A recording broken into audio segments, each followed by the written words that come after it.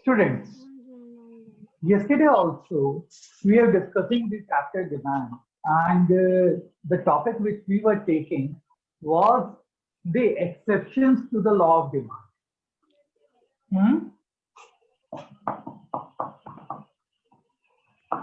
Exceptions to the law of demand. और exception का मतलब क्या था बेटा कि हमने बोला था कि जो नॉर्मल शेप होता है डिमांड कर्व का, that is a downward sloping curve. और इसके अंदर हमने पढ़ा था जब भी प्राइस डिक्रीज होगा तब हमारी क्वांटिटीज इंक्रीज हो जाएंगी, and whenever the price will increase the quantity will decrease. But exceptions के अंदर हम बोलते हैं कि the normal shape of the demand curve is not there and it could be an upward sloping curve. जो बोलता है कि जब जब प्राइस बढ़ेगा हमारी क्वांटिटी भी इंक्रीज कर जाएंगी, इसका ऑपोजिट चलेगा। ठीक है, सो उसके अंदर we have taken the first case which was the articles of distinction. Articles of distinctions and articles of luxury. ठीक है, ये कल हम डिस्कस कर रहे थे। आर्टिकल ऑफ डिस्टिंक्शन के लिए मैंने आपको बताया था these are those items which make you different from the other person. ठीक है, like the possession of the painting of the Mona Lisa. कि मोनालिसा की जो पेंटिंग है दुनिया में एक ही पेंटिंग है, तो लोग उसकी डिमांड ही इसलिए करते हैं क्योंकि वो पेंटिंग आपको पूरी दुनिया से अलग बनाती है। ठीक है, तो वहां पे बेटा जितना ज्यादा उस पेंटिंग का प्राइस बढ़ेगा उतनी ही ज्यादा आप उसकी डिमांड करेंगे। अगर उसका प्राइस कम होने लगेगा तो इंटरनेशनल मार्केट के अंदर इसका जो प्राइस है वो भी कम होने। ठीक है, तो whenever the price will increase, the quantity will increase. Second item is the articles of luxury. Articles of luxury like the diamond. और कल डायमंड की बात कर रहे थे कि what is the satisfaction you derive from the diamond, कि ये आपको एक चीज बताता है कि that I can possess diamond, I am so rich। ठीक है, और कि मेरे पास डायमंड है आपके पास नहीं, this is the only satisfaction. ठीक है, तो अज्यूम कीजिए ये जो डायमंड है, ये जैसे कल डिस्कस कर रहे थे जब मीटिंग खत्म हुई थी कि ये डायमंड सब्जी मंडी में बेचने लगे सब लोग 50 रुपए के 5 किलो। तो क्या मैं इस पोजीशन में आऊंगा कि आपको दिखा सकूं कि देखो मेरे पास डायमंड है और तुम्हारे पास नहीं है? मैं नहीं आ सकता इस पोजीशन में। क्यों? जैसे मैं दिखाऊंगा कि मेरे पास डायमंड है, आप थैला खोल के दिखाओगे मैं भी 5 किलो खरीद लूंगा। तो डायमंड की भी डिमांड तभी मार्केट में होगी जब इनका प्राइस ज्यादा होगा। अगर इनका प्राइस कम होने लगा तो इनकी डिमांड भी कम होती जाएगी, और इनको बोलते हैं हम वेवलिन गुड्स।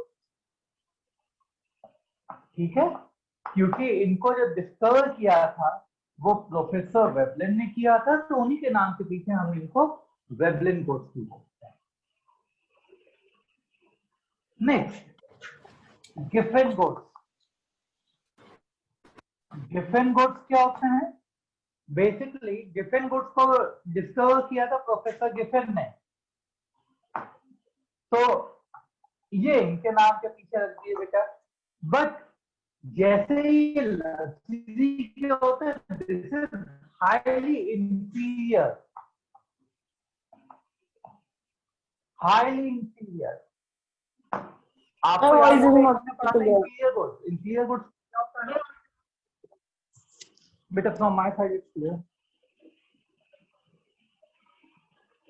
तो इंफीरियर गुड्स क्या होते थे कि जहां पे आपकी इनकम बढ़ने के साथ साथ इन प्रोडक्ट्स की डिमांड कम हो जाती थी, उनको इंफीरियर गुड्स बोलते थे। But here we are talking about highly inferior goods. So these are the goods which are used by the suppressed class of the society, जो लोग बहुत ही ज्यादा गरीब हैं, वो जो इनको यूज करते हैं। ठीक है, जैसे कि बेटा अगर आप इन द इंटीरियर जाएंगे, देयर आर ट्राइब्स हैं वहां पे, कबीले हैं आज भी। ठीक है, they are places where even the necessities of life are not there. तो वो लोग क्या करते हैं, या फिर जैसे कि लेबर क्लास है जिनको बहुत कम पैसा मिलता है, वो लोग इन गुड्स को डिमांड करते हैं। ठीक है, जैसे कि सपोज करो बेटा, for having the food they are using bajra. अब अगर बाजरा यूज कर रहे हैं और वो एक दिन बाजरा खरीदने जाते हैं, तो ऐसे लोग कौन है बेटा? जो रोज कमाते हैं और रोज खाते हैं, रोज अर्न करेंगे और उसको जो है यूज करेंगे टू फुलफिल देयर नीड्स। अगर वो जाते हैं पी प्राइस पे क्यू क्वांटिटी ले आते हैं, अब वो नेक्स्ट डे जाएंगे, मानो प्राइस बढ़ गया, ठीक है, तो वो फिर खरीद लेंगे, मानो उसके बाद फिर से प्राइस बढ़ा, तो वो बोलेंगे कि हमारा एक्सपीरियंस बोलता है कि ये प्राइस और ज्यादा बढ़ने वाला है, इसीलिए वो आज ही बढ़े हुए प्राइस पे भी ज्यादा स्टॉक करके रखेंगे कि कहीं नियर फ्यूचर में और ज्यादा प्राइस ना बढ़ जाए। ठीक है, तो गिफिन गुड्स के केस में भी यही होता है, due to the fear they purchase higher quantities at a higher price. Next is necessity of life. Necessity of life, so within necessity of life here, those things which are essential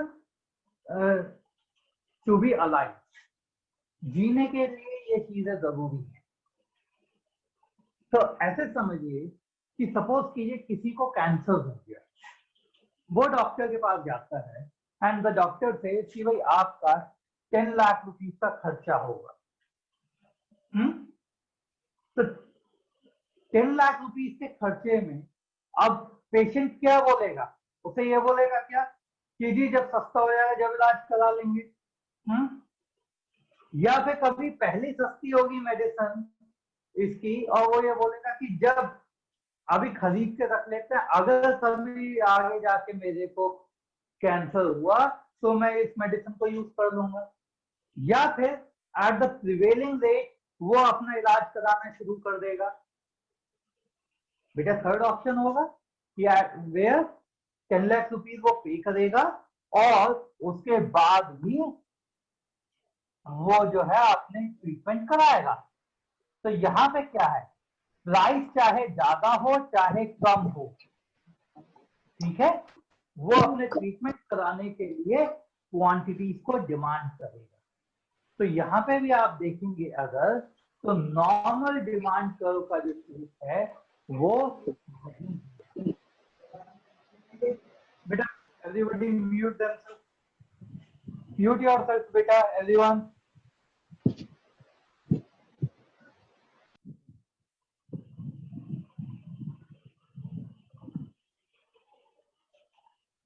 next होता है ignorance of the consumer.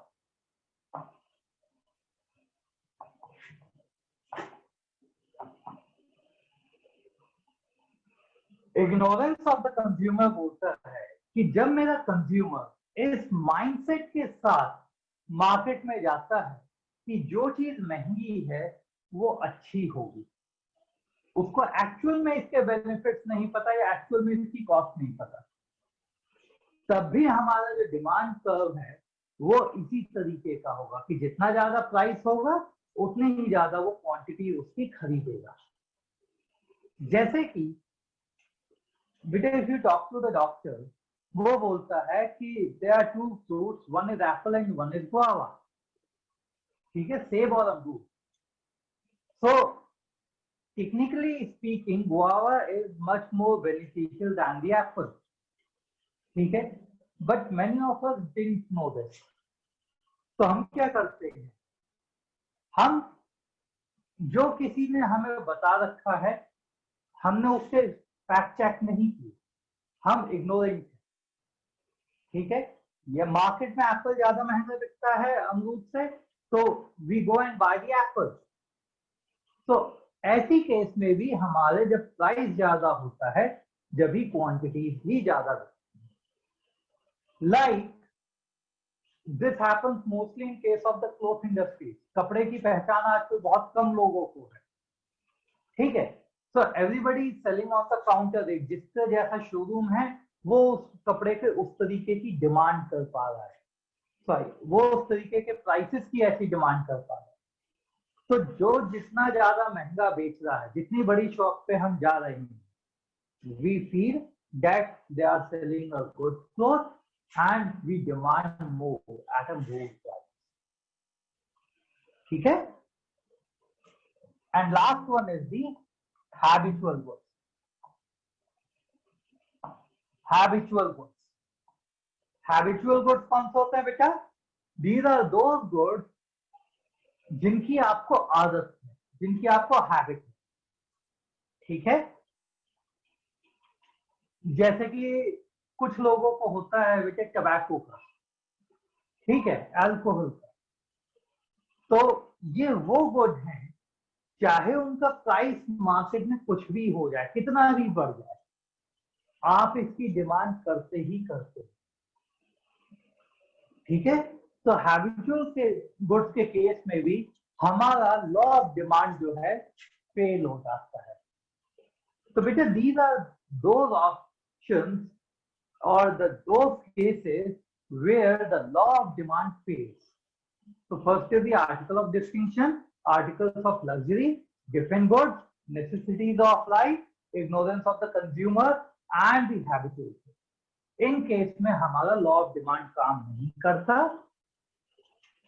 ठीक है, और हमें इस तरीके के या फिर इस तरीके का डिमांड कर्व देखने को मिलता है normal shape. Okay, so beta moving ahead to the next topic and probably the last topic of the chapter. This says that there is a difference.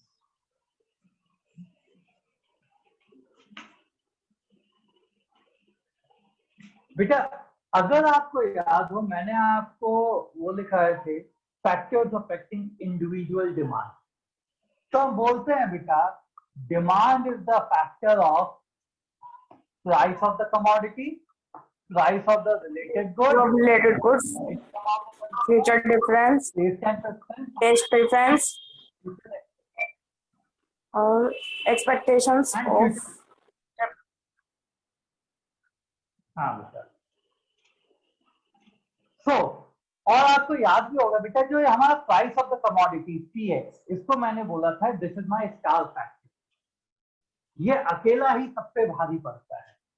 अब समझिए मैंने ऐसा क्यों बोला था बेटा. There are two things, one is movement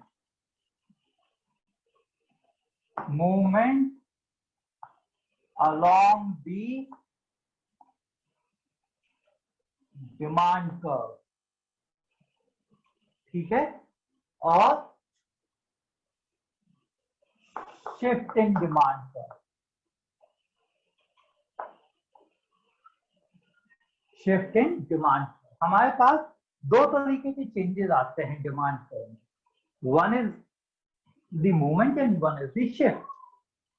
ठीक है, तो बेटा एक चीज अब यहां समझे, जो चेंज प्राइस चेंज होने की वजह से आता है उसको हम बोलते हैं movement along the demand curve. ठीक है, और जो चेंज इनमें से किसी भी फैक्टर की वजह से आता है उसको हम बोलते हैं shift in the demand curve. ठीक है, अगर मेरी डिमांड प्राइस के चेंज होने की वजह से चेंज हुई है तो इसको क्या बोलेंगे बेटा हम? Movement along the demand curve. ठीक है, और जो डिमांड मेरा अदर फैक्टर्स की वजह से हुई है इनको बोलते हैं बेटा factors other than the price. लिख लो यहां पे, factors other than the price of the commodity. तो उसकी वजह से मेरा शिफ्ट होगा डिमांड। अब इनमें दो केस बनते हैं। पहले केस को बोलते हैं हम एक्सटेंशन ऑफ डिमांड,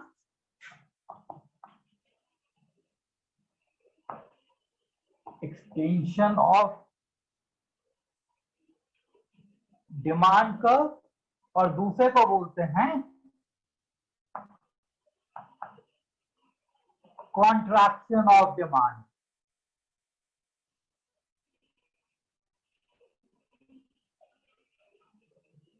ठीक है, इसमें कौन कौन से केस है बेटा? एक्सटेंशन ऑफ डिमांड और कॉन्ट्रैक्शन ऑफ डिमांड हो सकता है। आइदर प्राइस विल इंक्रीज या फिर हमारा जो प्राइस है वो डिक्रीज हो जाएगा। बेटा प्राइस के साथ यही तो दो काम हो सकते हैं, या तो प्राइस इंक्रीज होगा या फिर प्राइस डिक्रीज होगा। ठीक है, अब एक चीज बताओ, हमने लॉ ऑफ डिमांड पढ़ा था, price of quantity 10-10 initial situation.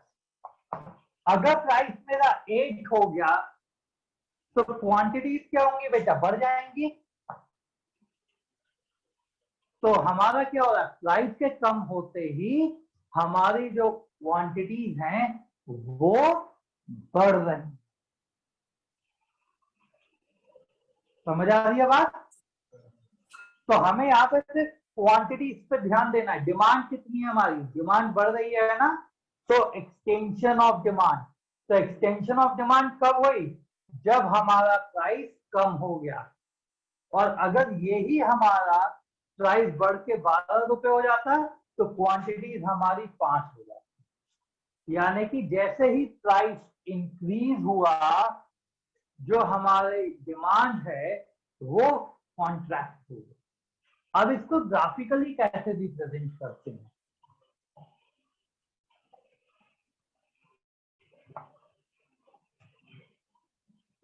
एक हमने नॉर्मल डिमांड कर्व बनाया बेटा,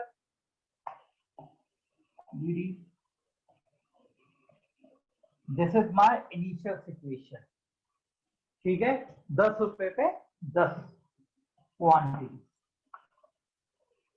ठीक, अब हमने क्या बोला? जैसे ही प्राइस कम हुआ मेरी क्वांटिटी इंक्रीज हो गई, तो प्राइस कम हुआ तो यहां जाएगा बेटा, और आप देखिए। ठीक है, तो ये जो शिफ्ट, ये जो इतना चेंज आया, इसी को बोलते हैं हम extension of demand. Is it clear? In the same manner, अगर 10-10 डिमांड का, ठीक है, और इधर आप लिख देते हैं प्राइस और क्वांटिटी। अगर मेरा जो प्राइस है वो इंक्रीज हो गया 12 पे, तो प्राइस इंक्रीज हुआ 12 पे, क्वांटिटी कम हो गई।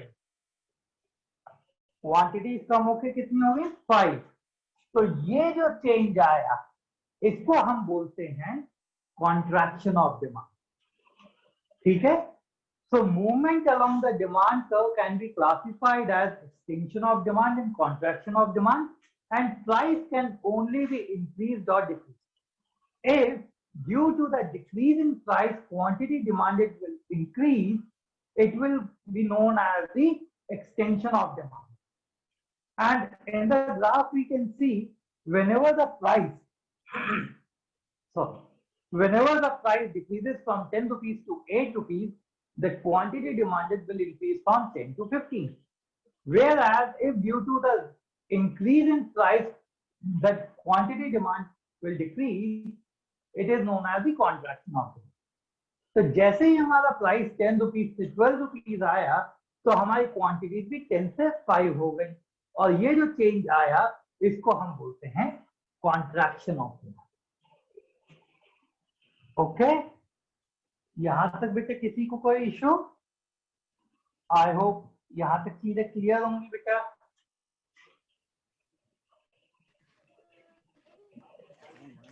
राइट? Yes, sir. अब thank you, please switch off your mic. Now coming to the shift in demand. Shift in demand की जब हम बात करते हैं बेटा, तो ये जितने फैक्टर्स हैं ये दो तरीके से चेंज होते हैं। या तो इनके अंदर फेवरेबल चेंज आएगा या अनफेवरेबल चेंज आएगा। फेवरेबल चेंज कि मेरे प्रोडक्ट के लिए जो भी चेंज हुआ है वो अच्छा है, जैसे कि टेस्ट एंड प्रेफरेंस, कि आपका टेस्ट मेरे प्रोडक्ट के लिए डेवलप हो रहा है, तो ये मेरे प्रोडक्ट के लिए अच्छी बात है। फेवरेबल और अनफेवरेबल, ठीक है बेटा। तो जब भी फेवरेबल चेंज आएगा मेरे प्रोडक्ट के लिए, ये मेरा इंक्रीज करेगा डिमांड को, इंक्रीज इन डिमांड हो। और जब भी अनफेवरेबल चेंज आएगा मेरे प्रोडक्ट के लिए, तो इसको हम बोलेंगे डिक्रीज इन डिमांड।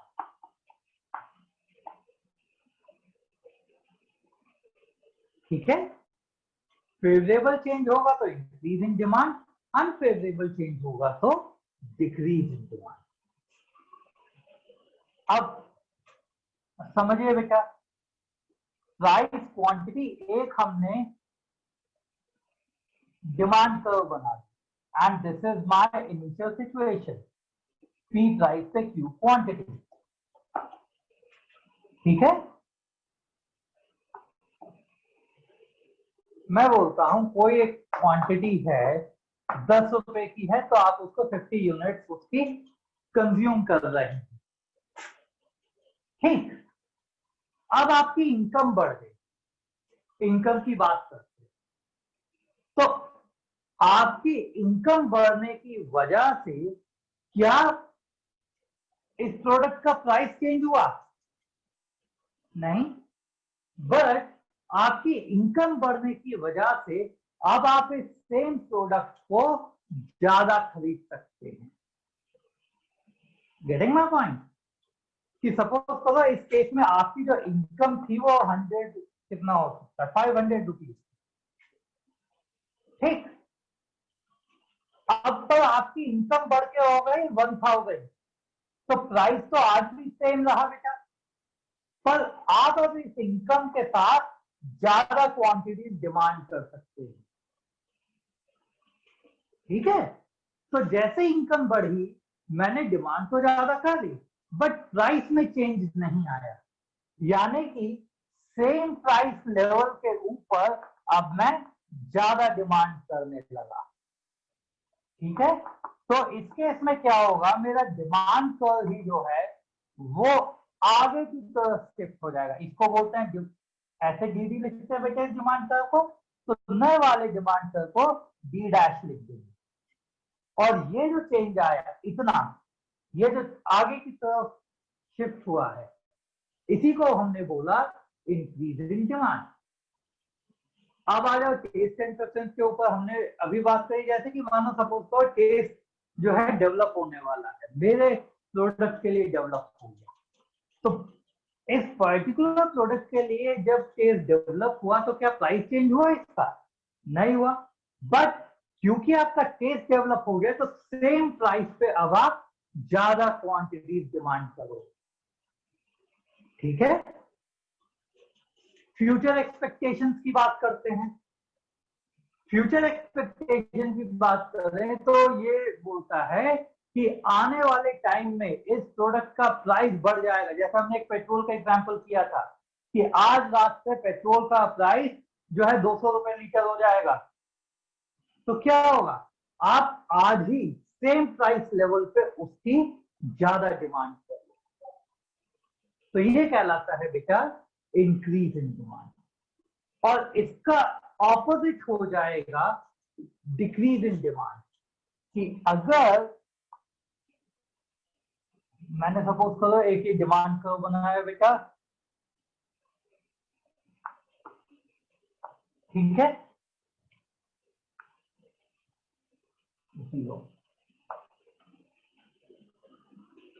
अब इसको अपोजिट क्या, अनफेवरेबल चेंज क्या है कि इनकम कम हो गई। तो अगर इनकम यहां पे सपोज करो बेटा कितना हो गया 100 रुपीज ही रहे, तो आप सिर्फ 10 कमोडिटीज ही डिमांड करता है। यानी कि ये जो डिमांड कर्व है अब ये अंदर की तरफ शिफ्ट हो जाएगा और हम कम क्वांटिटीज खरीद पाएंगे। पहले यहाँ पे था डिमांड कर्व, अब ये अंदर की तरफ शिफ्ट होगी। तो इनको बेटा हम राइटवर्ड शिफ्ट और लेफ्टवर्ड शिफ्ट भी बोलते हैं। Rightward shift and leftward shift ही बोलते हैं कि जैसे ही इनकम कम हुई अब मैं कम क्वांटिटीज डिमांड कर पा रहा हूं, तो क्वांटिटीज कम होगी। In the same manner taste and preference, कि आपका टेस्ट नहीं रहा अब इस पर्टिकुलर कमोडिटी के लिए, तो उस केस के अंदर भी जो है हमारी डिमांड कम हो जाएगी। फॉर एग्जाम्पल जैसे कि मोबाइल फोन में क्या था बेटा, आजकल ये टच वाले मोबाइल आते हैं, पहले कीपैड वाले मोबाइल आते थे, ठीक है। तो अब लोगों का जो टेस्ट है वो कीपैड वाले मोबाइल से खत्म हो गया, तो उनकी मार्केट में डिमांड भी कम हो गई। फ्यूचर एक्सपेक्टेशंस, मुझे लगता है आने वाले टाइम में इस पर्टिकुलर प्रोडक्ट का जो प्राइस है वो जो है कम हो जाएगा। तो हम क्या सोचेंगे, जब प्राइस कम होगा फ्यूचर में तब के लिए अपने जो है डिमांड पूरी कर लेंगे। इन द मीनवाइल कि थोड़ा सा कम डिमांड कर लेते हैं। तो जब मुझे ऐसा लगता है फ्यूचर में जो है प्राइस जो है कम हो जाएगा, तो मैं आज कम क्वांटिटी डिमांड कर सकता हूं। और बेटा जो ये था price of the related good, इसको हम ऑलरेडी डिस्कस कर चुके हैं, जैसे कि टी और कॉफी वाला केस, कि दोनों ही चीजें टी भी और कॉफी भी 10-10 रुपए की मार्केट में बिकती है, और मेरा प्रोडक्ट कौन सा है, टी, ठीक है। तो अज्यूम कीजिए अगर कॉफी का प्राइस कम हो गया तो जो लोग टी यूज किया करते थे वो शिफ्ट कर जाएंगे कॉफी के ऊपर, तो टी का प्राइस 10 ही रुपए है पर क्वांटिटी कम हो गई, 10 रुपए पे कम क्वांटिटी, ठीक है।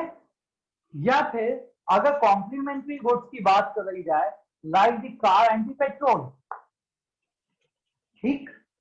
अब जैसे कि हम देखते हैं कि पेट्रोल और डीजल का जो दोनों का प्राइस है वो सेम आ गया, सपोज करो कार और डीजल, ठीक है। डीजल का प्राइस इंक्रीज होता जा रहा है, डीजल का प्राइस इंक्रीज हो रहा है, डीजल की गाड़ी की मेंटेनेंस इंक्रीज हो जाएगी।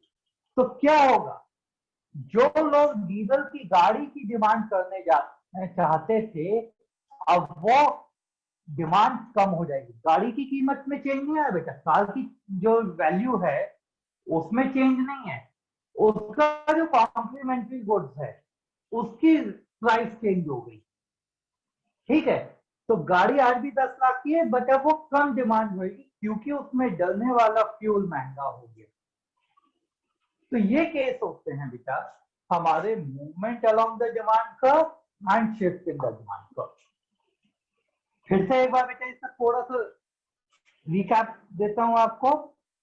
कि डिमांड जो चेंज होती है वो दो फैक्टर्स की वजह से होती है। एक को बोलते हैं due to the price of the commodity और दूसरे को बोलते हैं due to the factors other than the price of the commodity.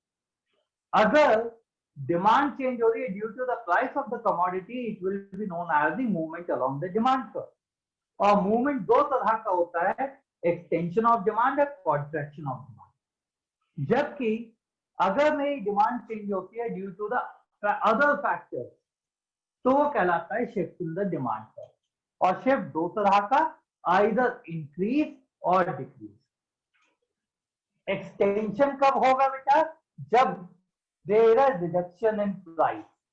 जैसे ही प्राइस कम हुआ, क्वांटिटीज हमने ज्यादा डिमांड की, so this is known as the extension of demand. Whereas जैसे ही कमोडिटी का प्राइस बढ़ा तो हम कम क्वांटिटीज को डिमांड करने लगे और it will be known as the contraction of demand.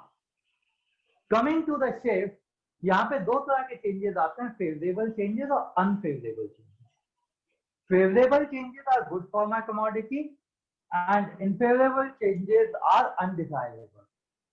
तो अगर favorable changes आए then it will increase the demand और unfavorable changes आए then it will decrease the demand.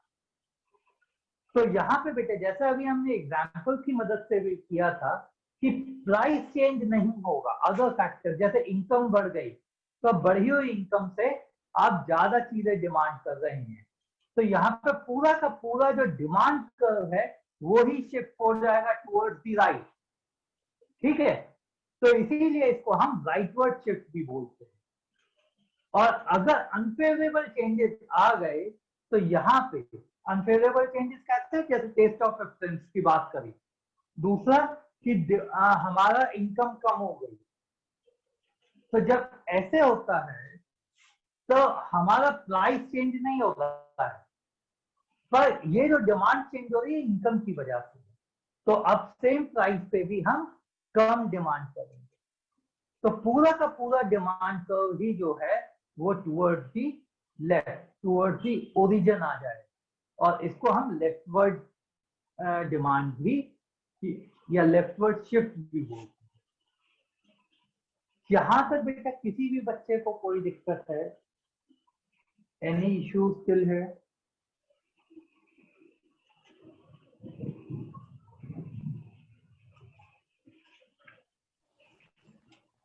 No sir. No, sir. अब आपकी बुक में बेटा सबसे फर्स्ट पेज पे एक वो था, टॉपिक है the difference between the change in demand and change in quantity demanded.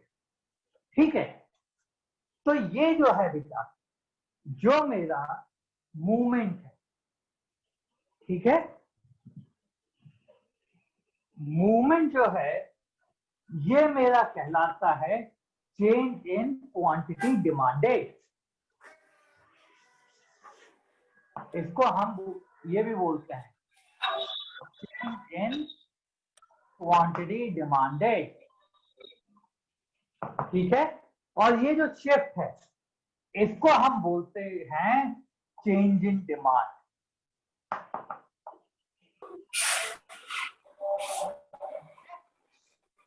तो अगर एग्जाम में ये पूछा जाए बेटा what is the difference between the change in quantity demanded and change in demand, तो आप बता सकते हैं कि if the demand changes due to the price of the commodity it will be known as a change in quantity demanded, whereas if the demand change is due to the change in other factors या factors other than the price of the commodity, then it will be known as the change in demand. ये basic फर्क है दोनों के बीच में बेटा, तो ये आपको ध्यान रखना होगा। ठीक है, इसके साथ बेटा ये चैप्टर आपका कंप्लीट होता है डिमांड। एंड आई होप कि यहां तक बेटा किसी बच्चे को कोई भी प्रॉब्लम नहीं होगी। इसके नोट्स कंप्लीट कीजिएगा, और अगर किसी को कोई भी इसमें इश्यू आता है तो कल एक बार उसको डिस्कस करेंगे। ठीक है।